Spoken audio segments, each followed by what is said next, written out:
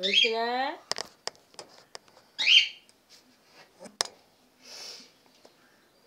এরকম চিৎকার দিচ্ছিস কেন রে? হ্যাঁ বল, চিৎকার দিচ্ছিস কেন? কি ব্যাপার বল, কি হয়েছে? কি চিৎকার দিচ্ছ যে? বলো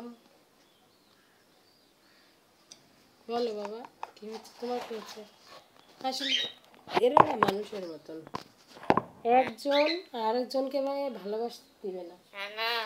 হ্যাঁ বলো। দেখো পেটের জন্য একটা সেন্টার তৈরি হয়েছে যেখানে পেট আসলে রাখা হয়। আমি দেখাচ্ছি এখন, দেখো পেট, এই যে পেটদের জন্য এটা। বিভিন্ন দেশে আলাদা আলাদা নিয়ম মেনে পোষা প্রাণী নিতে হয়। পোষা প্রাণীর একটা আইডেন্টিফিকেশন, এর জন্য মাইক্রোচিপ প্রয়োজন এবং অবশ্যই আপনার পেটটা ভ্যাকসিনেটেড কিনা সেদিকেও খেয়াল রাখতে হবে। অনেক দেশের কিছু ব্লাড টেস্টের প্রয়োজন হয়, সেই টেস্ট রিপোর্ট এবং তাদের কিছু নিজস্ব পেপারওয়ার্ক থাকে। আমাদের বাংলাদেশ থেকে বের হয়ে যাওয়ার জন্য কিছু পেপারওয়ার্ক থাকে, যেই দেশে ঢুকছে সেই দেশে ঢোকার জন্য কিছু পেপারওয়ার্ক থাকে।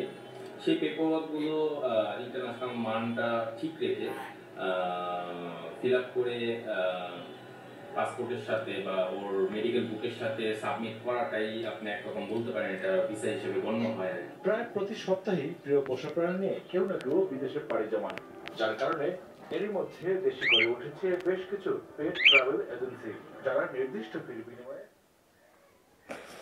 এই যে পেট ট্রাভেল এজেন্সি, এরা হচ্ছে আপনার পেটকে এজেন্সিতে রাখলে এরা হচ্ছে আপনার পেটকে নিয়ে দিবে আপনার, আপনি যে দেশে থাকেন সেই দেশে। আসবো বলো, কি হচ্ছে বলো বাবা?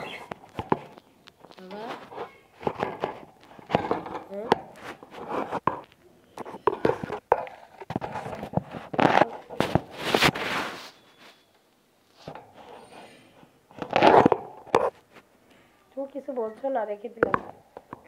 আমাকে শুধু শুধু ডাকলে